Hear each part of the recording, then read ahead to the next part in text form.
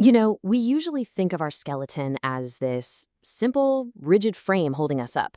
But what if I told you it's actually a living, breathing architectural marvel, constantly rebuilding itself from the inside out? Well, today, we're going to dive deep into that hidden world. Yeah, seriously, think about that. Our bones can be stronger than concrete. We rely on them every single moment of every day. So, what actually happens when all that incredible strength is just overcome by force? Let's follow the journey of a fracture from the very instant of the break to the absolute marvel of its repair. Okay, but to really get how a bone breaks, first we have to understand what it's even made of. And let me tell you, the answer is way more complex and, well, alive than you'd probably guess. I know, that's a mouthful, but here's the one word you really got to latch onto: dynamic. See, bone isn't like the steel frame of a building. Not at all. It's a living tissue. This incredible mix of flexible collagen, kind of like rebar, and super hard mineral crystals, like concrete. All of it constantly looked after by a crew of specialized cells. So let's meet this crew, shall we? Think of them like a construction team that is always on the job. First, you've got the osteoblasts. They're the builders, laying down all the new bone material. Then you have the osteocytes, who are kind of like the site managers, sensing all the stress and strain on the bone and telling everyone else what to do.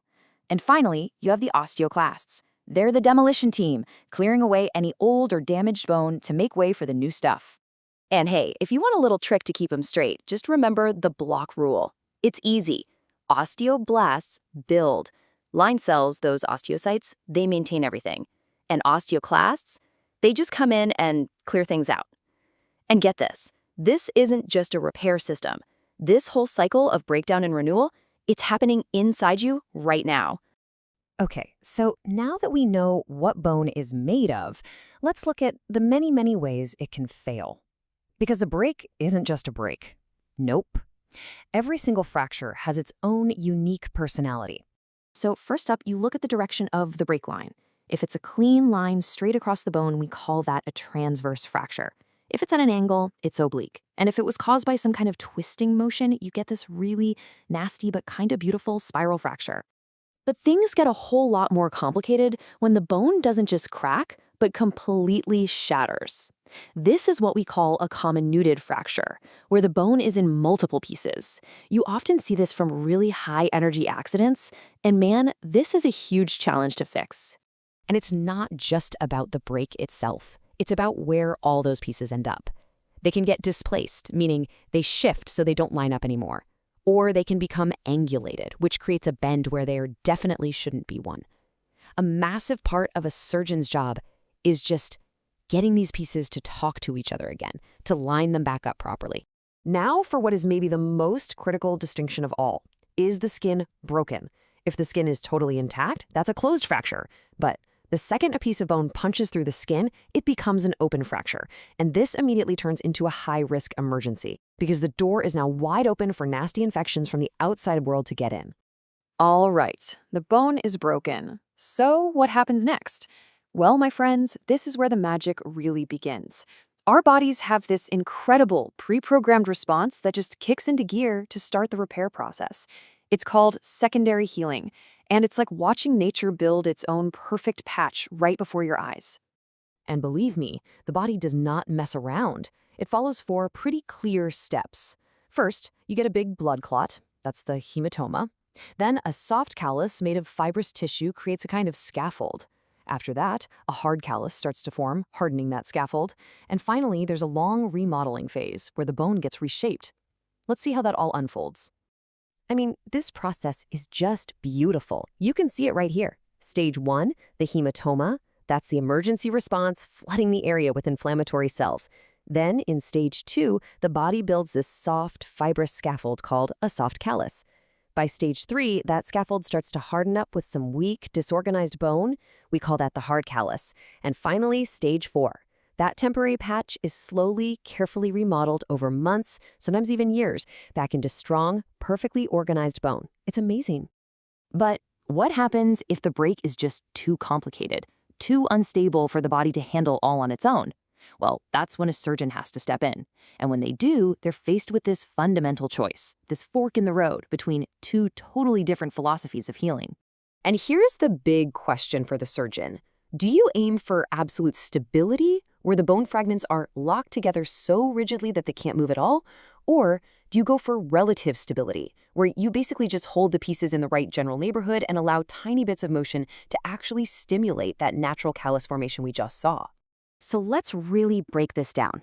With absolute stability, you lock everything down tight. There is zero movement. So the bone heals directly in a process we call primary healing, and it does it without forming that big callus. But with relative stability, you allow for a little controlled micromotion. And that tiny bit of movement is the signal for the body to fire up its amazing natural program, secondary healing, and build that powerful callus. It's two totally different paths to the exact same goal, a healed bone.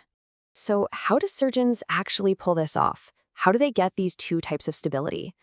Well, they've got this incredible toolkit of precision-engineered implants designed to do exactly that. If the goal is absolute stability, the classic tool is something called a compression plate. You'd use this for simple fractures, the ones where the pieces can be fit back together perfectly, kind of like a puzzle.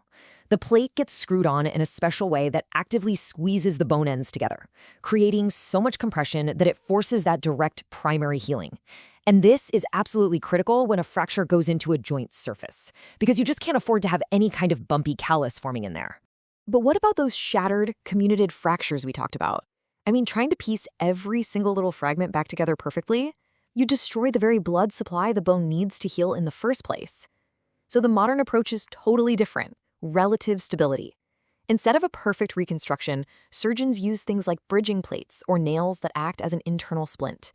They just hold the bone to the right length and alignment, spanning that whole shattered zone, and leaving the biology totally intact to do its incredible work. And really, it all comes down to this one powerful idea. It's almost a mantra in modern orthopedics.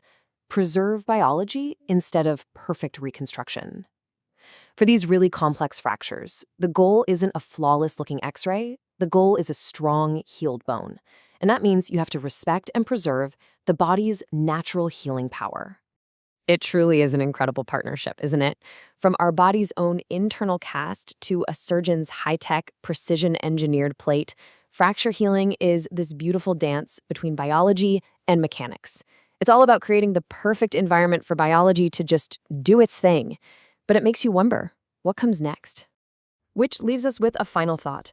We've become incredibly good at fixing broken bones. But as technology like 3D bioprinting and advanced materials keeps rocketing forward, will the future of fracture care move beyond just fixing and into the realm of regeneration? Will we one day print perfect bone rather than just patch it up? Something to think about.